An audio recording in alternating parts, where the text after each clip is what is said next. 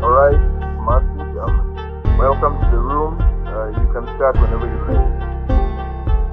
Okay, I'll start my speech in 3, 2, 1. I never viewed myself as a humanitarian. It always seemed so scary to carry the weight of the world on my shoulders. But as I look around, my God, the monstrosities that we have committed to our fellow mankind has my blood boiling with anger, and yet my heart filled with grief. One of the sole and biggest challenges we face in Africa today is corruption. If you ask me, this is the biggest breach to every other crime to humanity. This is the base of suffering in our communities. One of the biggest challenges corruption causes is poverty. This slows down developmental progress in our communities and has people struggling for even one meal of the day. How did we let ourselves get here? Well, 5 billion people worldwide are made poorer every year. Less than 5% are making $14 million in an hour. While billions of money are embezzled from our governments, things like education become an illusion for many. 900 people are dying in areas like Karamoja because of simply no food or water. Imagine starving to death with literally nothing. 1 million mothers are dying weekly in hospitals because of little or no help during child delivery. 500 new cases of pregnancy because these girls are too vulnerable. They are taken from and yet used again because these people see no harm in this. Fresh water becoming a myth? What is this? Do we really want to see our own people suffer because we want to get richer by the minute, ignore the basic needs, and when they come crying to us, we claim that they are poor and lazy, and that is why they're in this place, and that is why they're in this mess in the first place. Ladies and gentlemen, I do believe that you and I are human, and you would feel for your own if they were in such a position. They do not deserve to live in such conditions, and yet this is their country, as this is their nation, or even their continent, as much as it is for us. So, ladies and gentlemen, I call out to world governments, to governments in this land, to provide for their own. Let us build schools so that students cannot see their future obliterated. Let us provide for our own and not steal from them so that they can get richer by the minute. Maybe then they wouldn't be as beggative as we claim they are. Let us provide for our mothers in hospitals because they bear the future generation. Providing clean water to communities is not as much of a myth as you may think it is. And maybe then our nations would see so much progress. This is a world everyone deserves to live in. Thank you.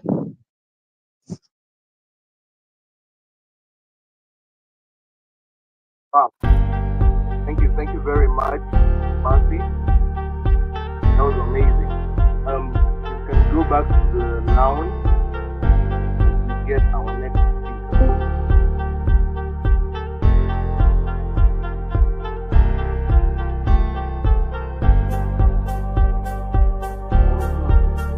Who's our next speaker?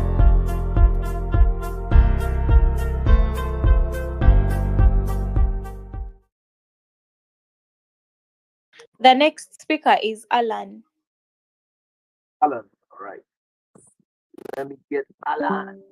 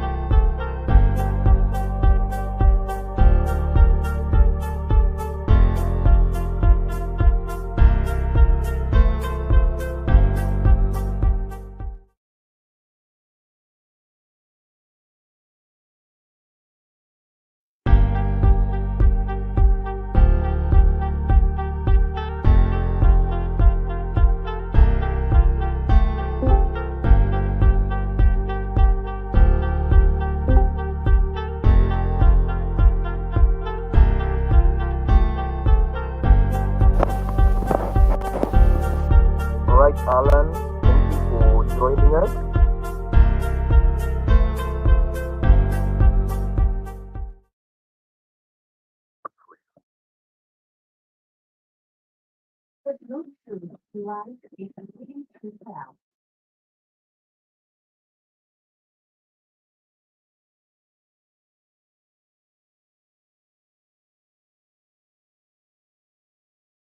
Ready when you're ready, Alan.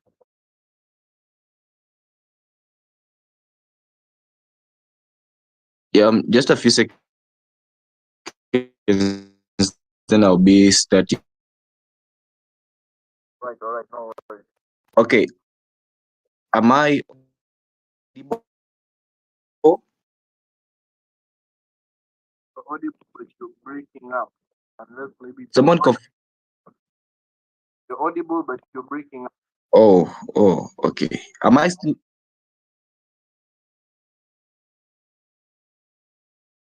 You're breaking up, Alan.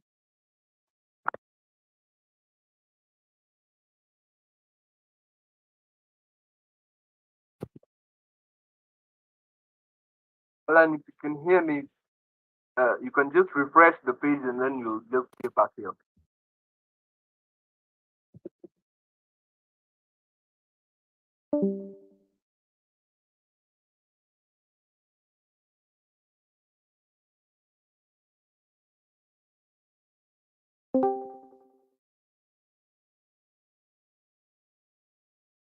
Okay, am I audible now?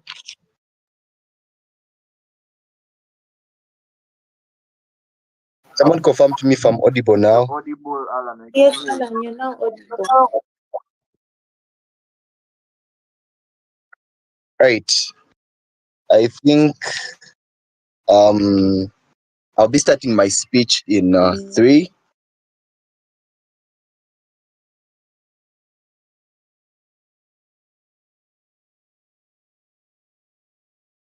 Okay, I'll be starting my speech in 3, 2, 1.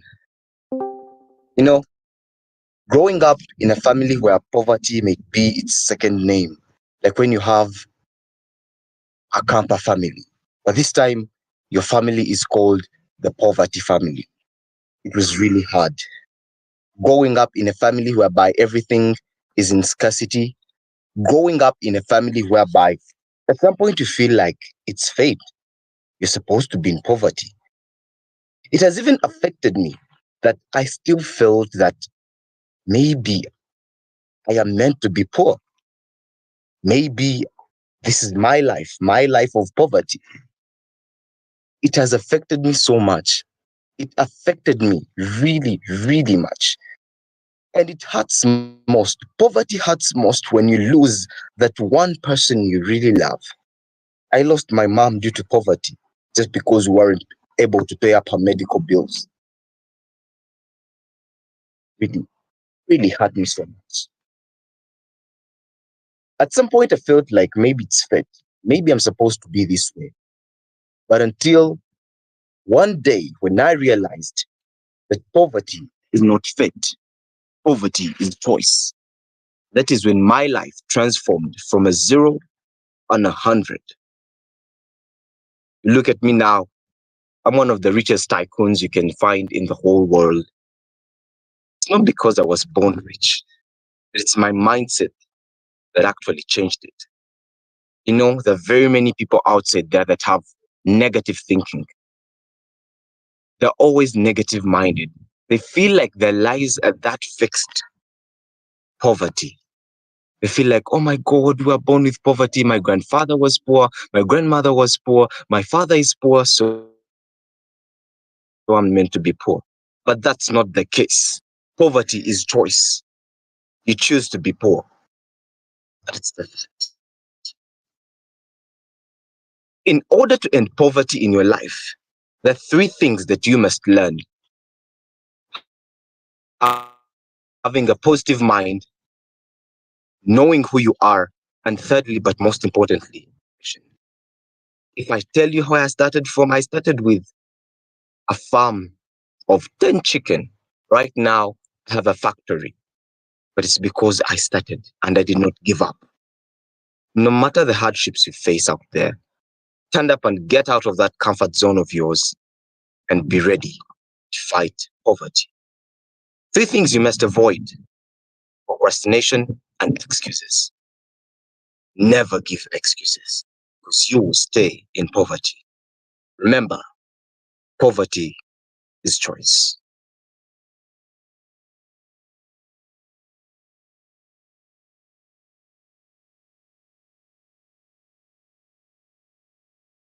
Awesome. Thank you very much, Alan. Can you hear me?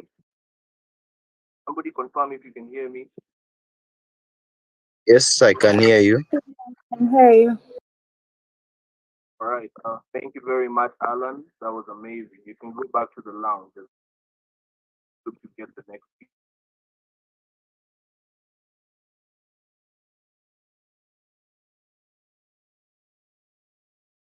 Next speaker.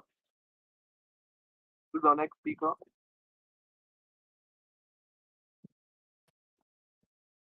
The next speaker is Gift Mahor. Isma. Gift Mahor. Let me get.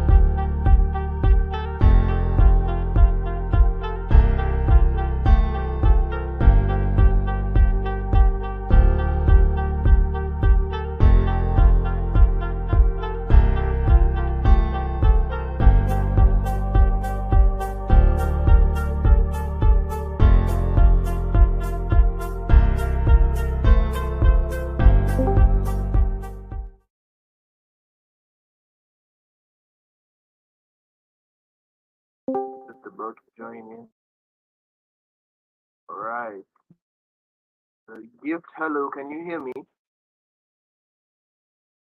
Can I hope I'm audible? Yes, you are very audible. Can you hear me? Yes, I can. Awesome, awesome. Yeah. I think we are ready when you are. Right. I think I'll be starting in like a few seconds. I'll set my timer.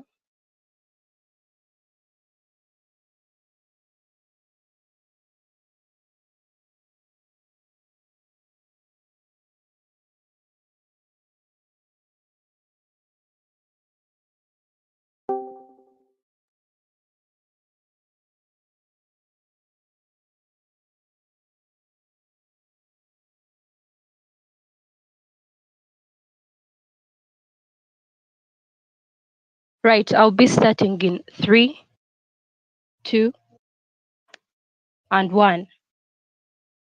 What if I told you there was a way to combat climate change and reduce energy costs?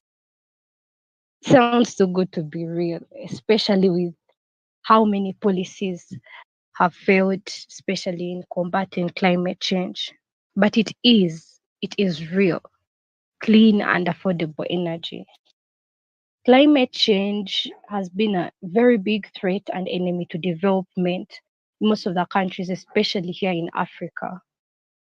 People have faced a lot of poverty, there has been death, a lot of misery, and it has been so hard to combat. So most of the people have decided to adapt all over the globe.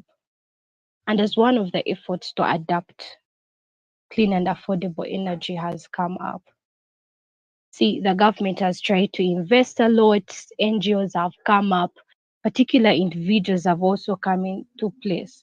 Just like of recent, Valerie Labi from Ghana set up a company called Wahoo which is basically about electric bikes.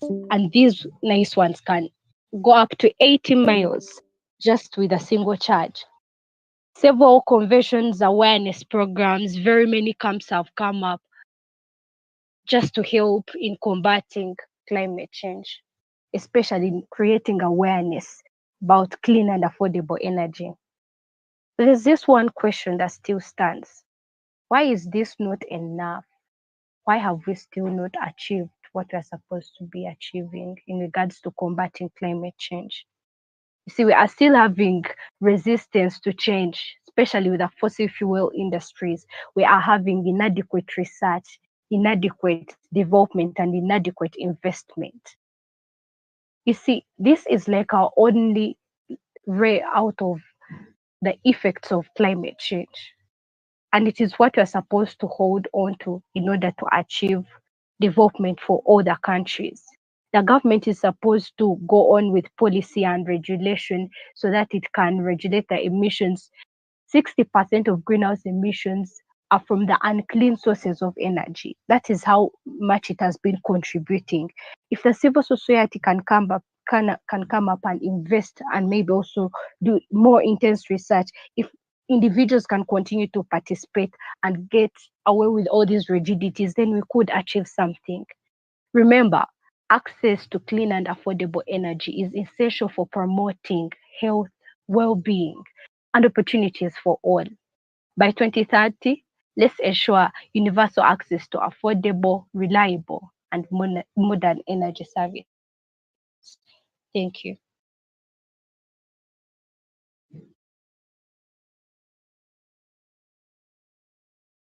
That was awesome. Yeah, thank you very much for the lounge. Next speaker, kindly. Stephanie. The next speaker is Stephanie.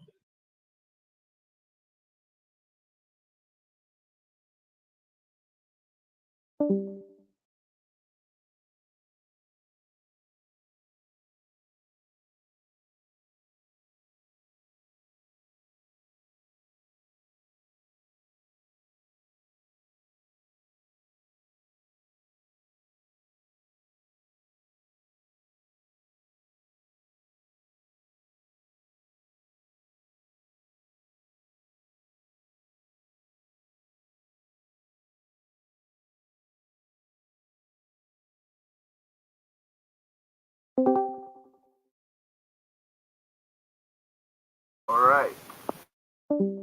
Kindly introduce yourself and then speak whenever you're ready.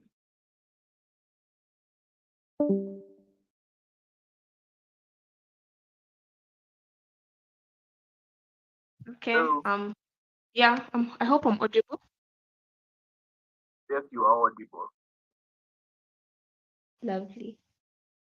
Yeah. So I think I'll start my speech in 3, 2, Excuse me, 1. excuse me. Yes. Kindly introduce yourself.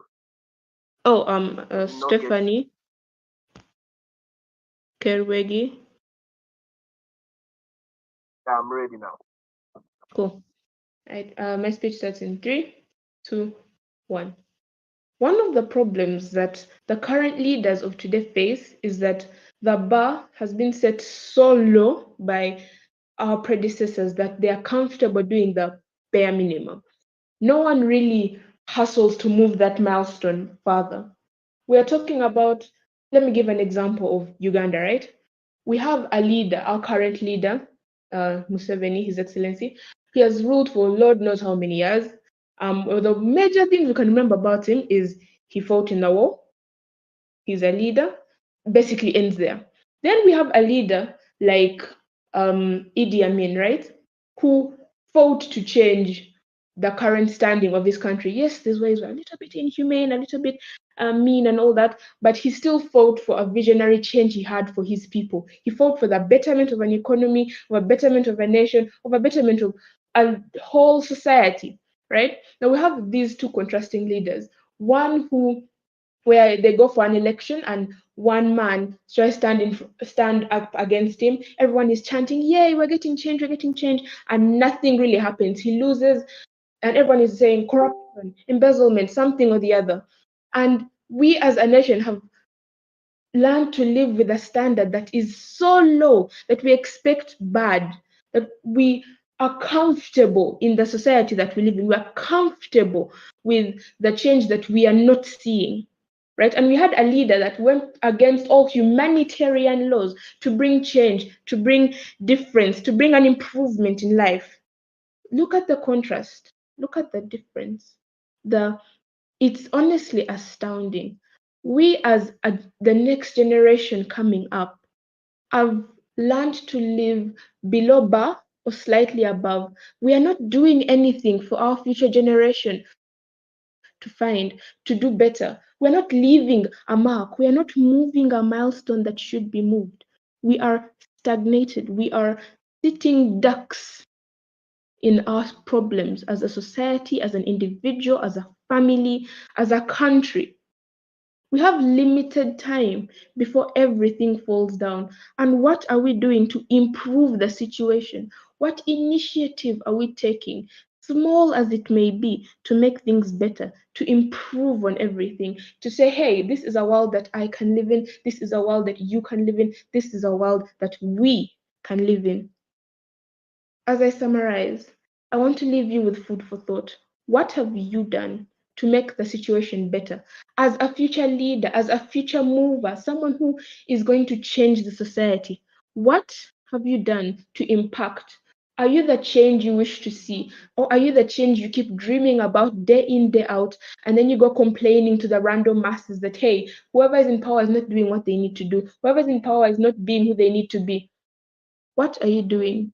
What sets you apart from your predecessors? What makes you a foundation for your successors? Thank you.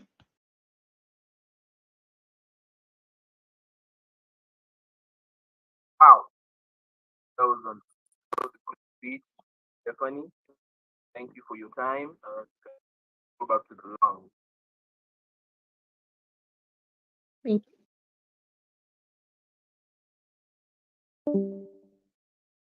Yeah, the next speaker So is Ayushi. yeah, Ayushi is the next speaker. right.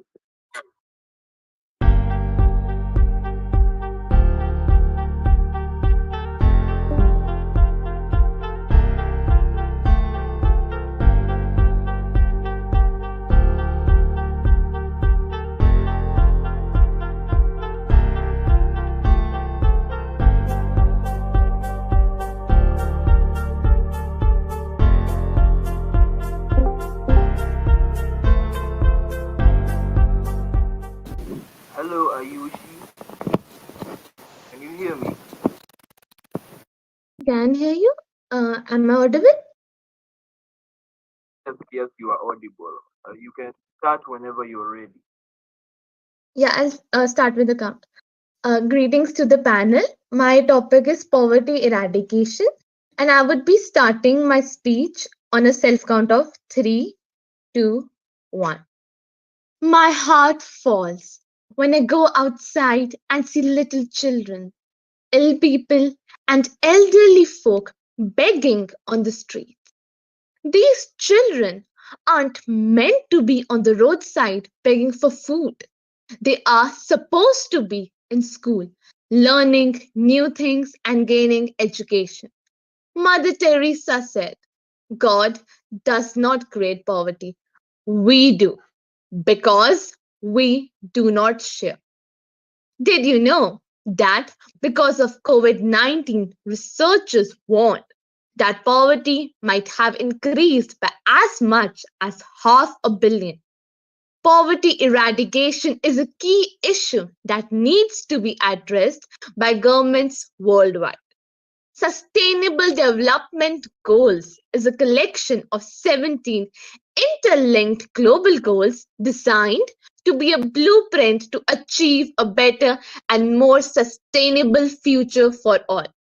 The SDGs were set up by the United Nations General Assembly and are intended to be achieved by 2030. The first goal of the same is no poverty. That is, to end poverty in all its forms everywhere. The United Nations recognizes that ending poverty must go hand in hand with strategies that improve health and education, reduce inequality, and spur economic growth. Economic growth must be inclusive to provide sustainable jobs and promote equality. Globally, the number of people living in extreme poverty declined. However, it continues to be a major challenge since more than 700 million people continue to live in extreme poverty. I will be stating some methods that can be used to eradicate poverty. First, ensuring significant mobilization of resources and making sure that the resources are distributed equally. Second, supporting accelerated investment in poverty eradication actions and implementing nationally appropriate social protection system.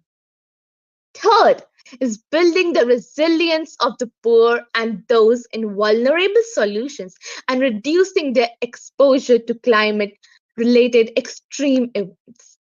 If all these methods are implemented, then it would help to eradicate poverty. At last, I would like to end by quoting Nelson Mandela. Overcoming poverty is not a gesture of charity, it's an act of justice. Thank you.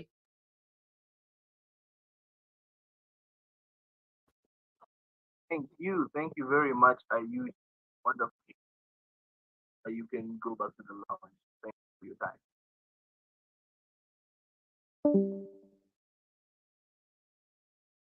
I think we're done, or is there any other? No, we are done. There were only 5 speakers and they've all delivered their speeches. That is good. So can we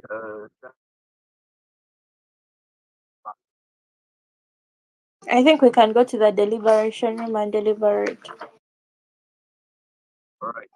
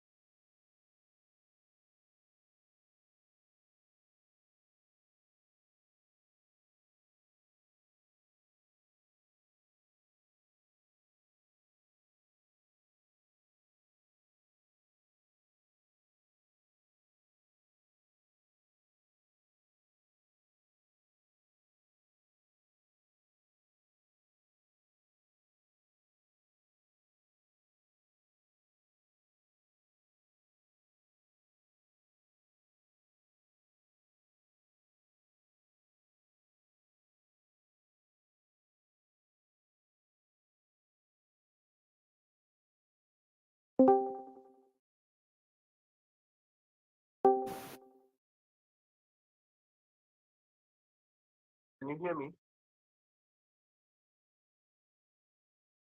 Max, can you hear me?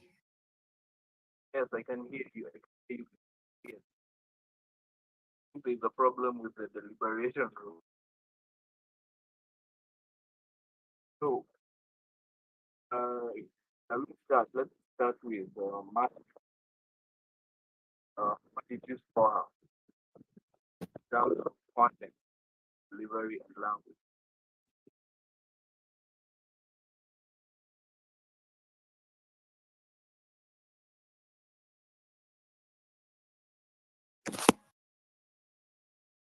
Yes.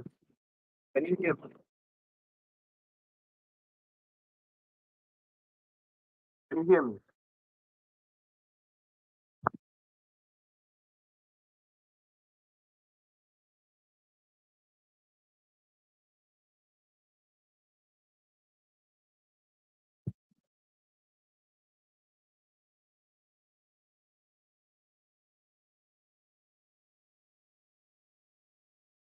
Can you hear me?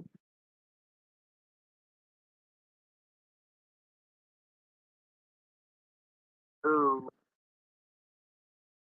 Yeah, Maxwell, I can now hear you. all right. Uh, let's start grading. For Matthew, what